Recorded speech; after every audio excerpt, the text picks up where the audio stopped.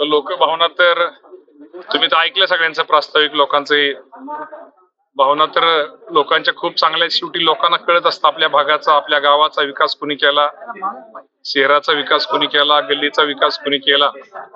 त्यामुळे लोकांच्या भावना मला वाटतं माझ्यापेक्षा त्यांच्या तुम्ही जर समजून घेतलं तुमच्या लक्षात येईल. लोकांचा विकास तालुक्याचा विकास केल्यामुळे लोकांच्या भावना चांगल्या आहेत आणि 20 तारखेला चांगल्या प्रकारचं मला मतदान करतील आणि 23 तारखेला माझा विजय होईल यामध्ये मला कुठली शंका वाटत नाही. प्रवीण मानेंनी पत्रकार परिषद घेत आपले जे काही तालुका अध्यक्ष हनुमंत कोकाटे यांच्या त्यांनी जे वक्तव्य केलं या वक्तव्याच्या माध्यमातून कुठेतरी त्यांच्या जीवाला धोका आहे आणि आम्हाला पोलीस संरक्षण द्या अशी मागणी त्यांनी केली. कसं बघताय गोष्ट? हनुमंतराव कोकाटेंचा स्वभाव हा वेगळा आहे, अशी त्यांची भावना वगैरे अशी कधी नसते वगैरे. कदाचित त्यांचा प्रवीण भाईंचा गैरसमज झाला असावा. हनुमा कोकाटेंची बोलीभाषा ही वेगळी आणि निश्चित प्रकारे असं कधी ते असं गाव फिरून वगैरे असं ते असं म्हटलेलं नसावेत आणि त्यामुळं त्यांचा गैरसमज निश्चित प्रकारे आम्ही दूर करू. असं कोकाटे हनुमंतराव कोकाटे हे पण संस्कार हे त्यांच्याकडून असं झालेलं नाही. हे जे काही इंदापूरमध्ये तिरंगी लढत होते, अनेक वर्षांपासून दुरंगी लढत होत होती, आता तिरंगी होते. कितपत याचा फायदा होईल किंवा कितपत त्याचा तोटा होईल तुम्हाला? मला दुरंगी झालं काय आणि तिरंगी झालं काय मला त्याचा फायदा तोट्याचा विषय माहित नाही. मी जनतेचं काम केलंय, मी लोकांचं काम केलंय, लोकात राहिलेलो आहे, सुखदुःखात राहिलेलो आहे, आरोग्याची चांगल्या प्रकारची सेवा दिलेली आहे, तर सगळ्या क्षेत्रामध्ये चांगलं काम केलेलं आहे.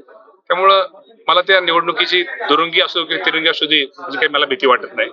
मामा तुमच्या सभा होत आहेत आणि सभांमधून तुम्ही लावडीत व्हिडिओ हर्षवर्धन पाटलांचे 3-4 व्हिडिओ दाखवताय, नेमकं काय? व्हिडिओ वगैरे दाखवत नाही की लोकांना पण समजलं पाहिजे की निवडणूक आल्यानंतर प्रत्येक वेळेस कोण चिन्ह बदलतं, कोण पक्ष बदलतं, तो पक्ष बदलताना लोकांच्या जनतेच्या हितासाठी बदलतं का स्वतःच्या स्वार्थासाठी बदलतं हे जनतेला पण समजलं पाहिजे, लोकांना पण समजलं पाहिजे. त्यामुळे हा व्हिडिओ दुसरा काही विषय नाही. शिरसोडीच्या पुलाचा विषय येतो परत. शिरसोटीचा पूल असू दे ते सगळेच ते काय गरज होती म्हणणं. आता काय गरज होती पुलाचं म्हणलं तर मी साहेब तुम्ही आपण मीडियाचे प्रतिनिधी आहात, आपण पत्रकार आहात, मी तुमच्या पण लक्षात आलं बाई पुलाची काय आणि पैशाचे शासनाचे पैसे काय पुलाला असतात ते पीडब्ल्यूडीकडे असतात, बंधाऱ्याचे पैसे जलसंपदाकडे असतात. त्याला आम्ही समर्थ आहे ना. शासनाचे पैसे 6200 कोटी आल्यानंतर 400 कोटी 500 कोटी तरी काय फरक पडला. शेवटी पूल महत्वाचा आहे.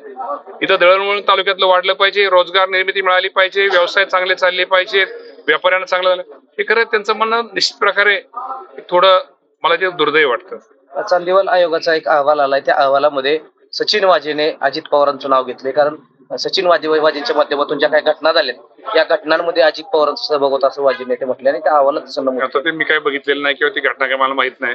हा प्रश्न तुम्ही अजितदादाला विचारला तर खूप बरं होईल. ओके.